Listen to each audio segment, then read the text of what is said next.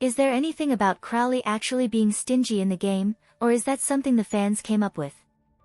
There have been multiple examples of Crowley taking advantage of opportunities for financial gain, but there may be more going on than it seems. He allows Azul to run Mastro Lounge on school property in exchange for Azul returning the powers he stole from students in his first year, and for contributing 10% of the lounge's proceeds to NRC. In Book 4, Crowley himself insinuates that he allowed Colum to be appointed House Warden of Scarabia in exchange for generous support from Colum's family that help with the costs of providing education. In Book 5, Jamil says that he suspects the opportunity to get generous Asim family donations is the only reason that Colum was sent a letter of acceptance at all. In Book 6, Crowley explains how he could not refuse the Shroud family's request that Ortho be formally enrolled as a student after they paid to repair the buildings destroyed by Stooks, as well as making substantial contributions toward expanding the school's facilities. When the Firelit Sky team leaves for the fireworks event in Jamil and Colum's hometown, Crowley says that he will graciously accept whatever souvenirs Colum brings back. Trey comments, "I knew there was no way he'd let us do this for free." When the student leave for the Glorious Masquerade event, Crowley sees them off with, "Don't worry about getting any gifts for me." As a side note, I prefer treats with subtler flavors rather than overpowering ones. During Halloween, we learn that the souvenirs provided to campus visitors are just little bags of candy that cost less than a Thalmark each in total.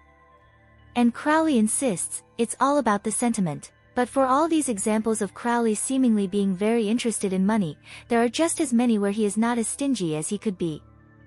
Visitors to school during Halloween tour the campus free of charge, and Crowley gives away multiple VDC tickets so that the members of NRC tribe can invite friends and family, despite how they are hot commodities that he could presumably sell. He also buys Sam's entire stock of goods for seducing Eliza during the Phantom Bride event, including tuxedos for the remaining suitors, fairy dust for the fairy gala event, and club equipment for the winning teams of Vargas Camp. Costs pertaining to expenses such as setup and food supplies are all charged to the school during Port Fest, with half of profits donated to the restoration of Craneport. Upon Azul's recommendation, Crowley voluntarily decides to give the rest of the profits to the students themselves, even encouraging them to host a post-festival celebration with whatever money is left over rather than trying to keep any for himself. Crowley also gives the prefect and Grimm funds that are mentioned during Glorious Masquerade.